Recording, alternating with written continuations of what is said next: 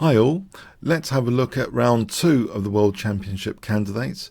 So in this game, Fabiano Caruana was playing against Kirill Alekseenko, who was the wild card for the event. So let's see now. D4 from Fabiano, we have knight f6, c4 e6, knight c3, not minding the Nimzo Indian. A lot of grandmasters today prefer knight f3 to go into Queen's Indian territory.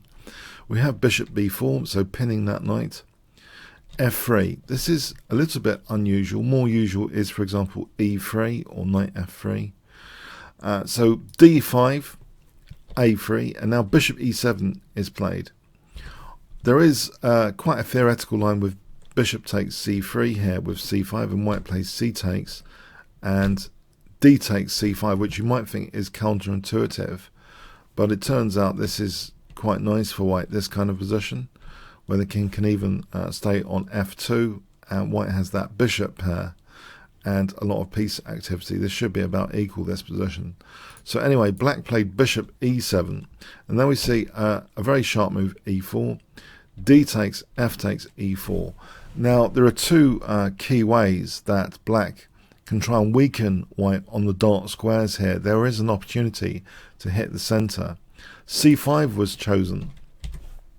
Interestingly, in this position, e5 has been seen before as a great move, it seems. For example, d5, this should be fine for black. Black could strategically give up the light square bishop to strengthen the dark squares here, and there should be a very equalish position. The other way is more dangerous for white to take on e5 after queen takes.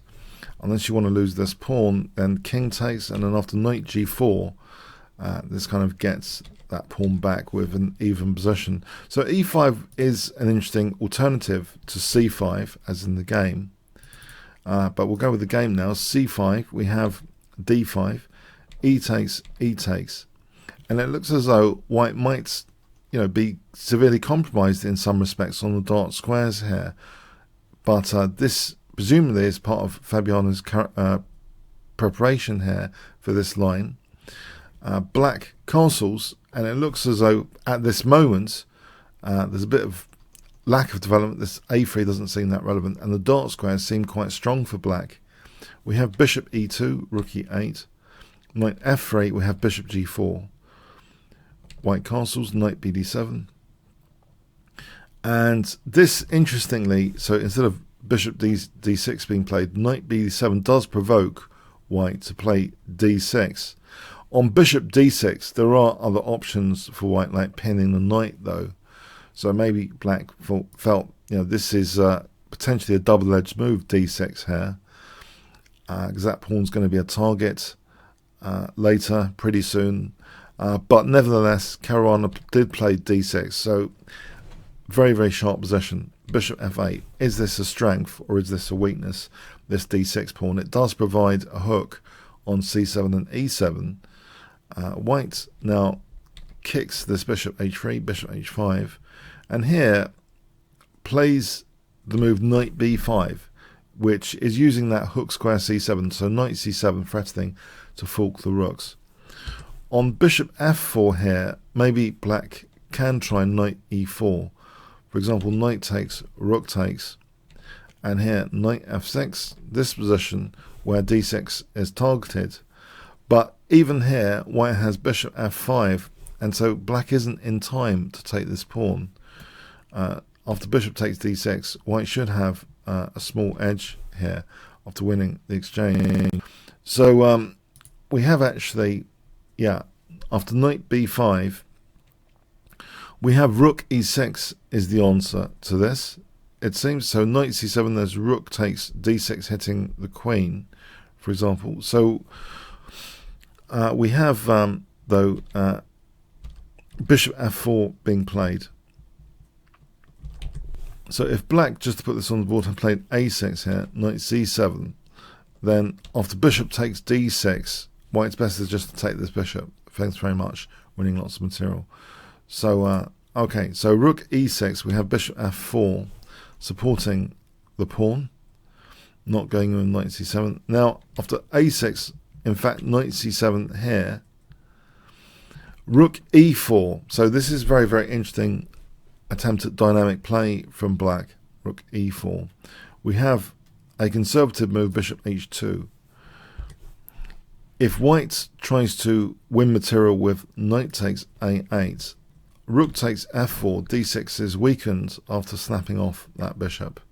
And here, in fact, black could look forward to a fairly pleasant position. It should be at least equal, this position. There's plenty of dark square compensation going on. So, yeah, after rook e4, bishop h2. Here also queen d2 seems a viable alternative. For example, this position seems fine for white as well. So bishop h2. We have rook c8.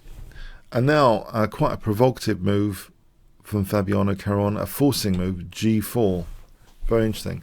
Black can consider taking with either the knight or the bishop here. He took with the bishop. So you might ask, well, why not just put the bishop back on g6 before we get into that? Well, first of all, let's look for a moment at knight takes g4. This knight sack is not that dangerous. The knight centralizing back on d5. Even if d6 drops, this scenario, white can potentially look forward to things like the g file. So black has to be careful with his own king. This should be fairly pleasant for white, this kind of scenario. That with that knight on d5, white's in the driving seat. So knight takes g4 isn't that convincing. So let's have a look at bishop g6. Here, bishop d3, rook e3, bishop takes g6 doubles the black pawns, and this rook is rather precarious in this position. It can almost be trapped. So queen d2, rook d1, with the idea of queen d3, like trying to trap this rook. This is fairly unpleasant for black. So for example, g5 here takes away any support squares for that rook, and yeah, black ends up losing lots of material. For example, this is a total disaster for black. So yes, it seems as though bishop g6 runs into quite unpleasant situations. This move, bishop g6, after bishop d3. We could have a quick preview of this again. So this position, bishop takes, h takes. So I mentioned queen d2. Also, if bishop f4, this is also another try here. In fact, okay, so it's basically saying, well, what is black actually doing with the rook? If black actually takes on c4 here, again, this is kind of pleasant for white anyway, with that central pawn now on d6. Even in this scenario, white's doing very nicely. So, yeah, it felt as though this was the lesser evil idea, not to play bishop g6, but to sacrifice a piece. Bishop takes g4. It seems rather radical. Fundamentally, you can also see that this g-file could backfire on the black king one day. H takes, knight takes. We have bishop d3. So knight takes h2 was played here. If rook e3 here, the rook is precarious, and bishop f4 is very nice for white. So this position, in fact, bishop takes d6 there. No need to take on e3. But yeah, the rook's kind of being trapped here because you can see the knight's covering key squares. So yeah, we have knight takes h2, bishop takes, knight takes f1. If white had played king takes here, then bishop takes d6 is check, and in fact black plays rook h4 check here, and this is actually kind of pleasant for black. Black's getting a big advantage there. So it has to be, white has to be very careful. Bishop takes e4, knight takes f1, queen takes f1. And in this position, black took on d6. It seems as though the knight's getting back to d5. If black wanted to try and challenge this knight recentralizing with knight f6, there's a curious variation pointed out by Caruana in the post-mortem of this game. With rook e1, knight takes, rook takes. This position, queen takes, knight d5 is possible. So you might think, well, hang on, isn't the rook hanging off the check? The thing is, queen g2, the knight on d5 is taking care of things. After queen takes, there's knight f6 check, winning that queen. So this shows the power of the knight coming to d5 and the g file. Those two trump cards coming together in that variation. So we have queen takes. We don't have knight f6 here. So if we just have a look at this again, so it hits the bishop, it hits d6. You might think this is really viable. Let's have a look at this again. Rook e1. So I mentioned knight takes e4 there. If bishop takes d6, the knight just centralizes knight d5. And this should be very nice for white there. Big advantage. So yeah, once the knight re-centralizes, it seems as though that's great. If knight takes, again, you know, white's got no problems here with that massive knight on d5. So in the game, yeah, we have bishop takes d6. The knight comes to the center anyway. g6, queen h3. Threatens, actually, I hope you can see the threat here. What is white threatening?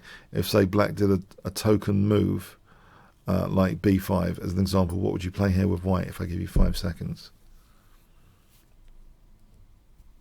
Test your tactics. Just see the threat. Queen takes d7 is a nice tactical threat with the check to win material. So after queen h3, you know, king g7 safeguards against that at least.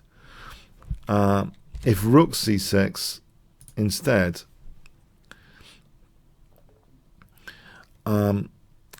this position, rook e1 might actually be the strongest.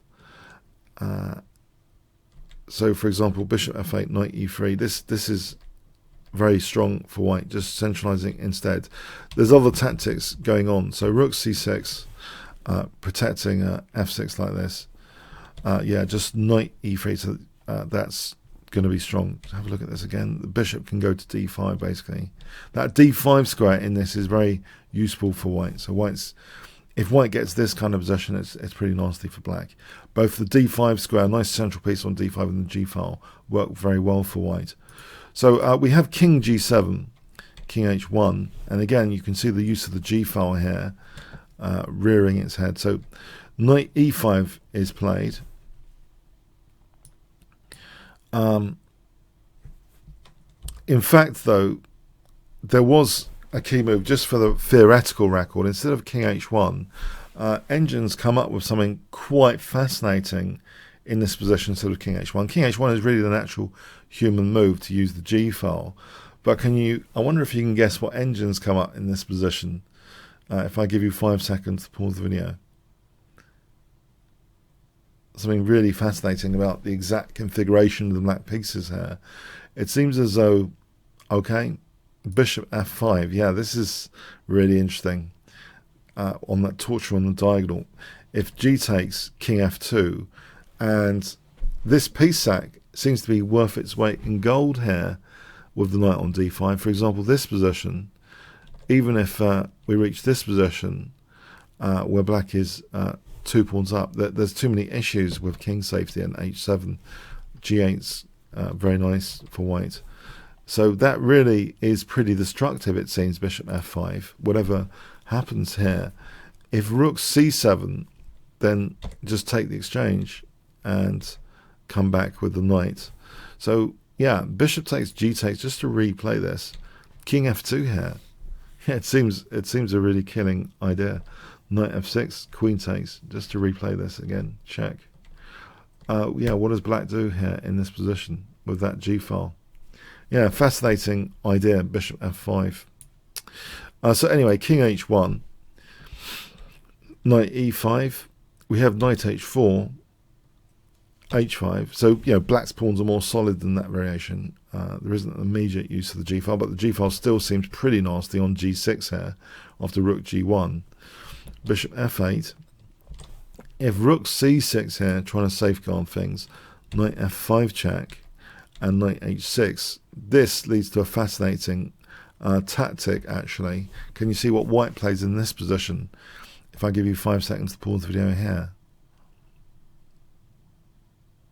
Okay, using the g file, queen takes h5 is a neat tactic because of rook g8 is checkmate here.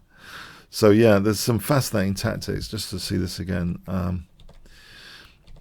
And if that was ignored, then just the queen dropping back here. This is really strong for white. So okay, bishop f8. We have knight f4. It's such a strong position, and in fact here, again, there's another alternative. Knight takes g6 would be very scary for the black king safety. This position, the black king's kind of been torn to shreds here and losing material in some of these lines. So yeah, it's such a strong position. Knight takes. If f takes, then knight f4. And this line is also pretty destructive. For example, like this, there's a cute little tactic here, knight e8 check. There's not too many moves. Check, and everything drops off for black.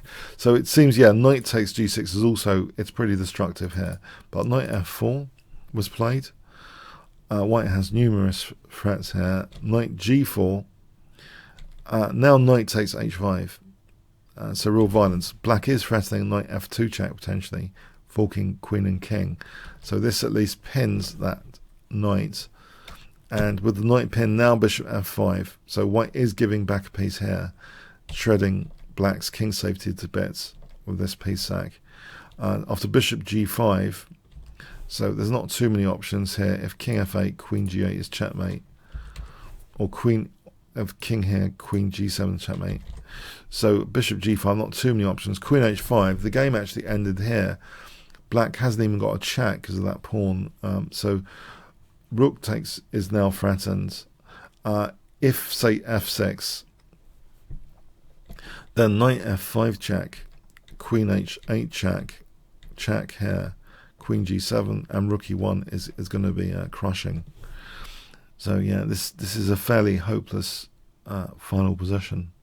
Have a look at this again. The game ended here, queen h5. So f6 was the variation there. If queen f6, then just taking on g5, thanks very much, piece up. And there's no problems at all, really. This is just a piece up for nothing. A few checks, but white's crashing through there. So I'll take you back to the game end position. So in a nutshell, actually, what can we get philosophically from this game? It seems as though this is a really interesting variation against the Nimza engine, the f3 variation with that e4. It seems as though giving black something on the dark squares quite early, installing that central pawn on d6, it's very, very sharp stuff to play against the Nimza engine, basically. Very interesting. So I'm not sure what we can get philosophically. It's more of a tactical game, this game. You have to look at the concrete variations, I think, for the most part.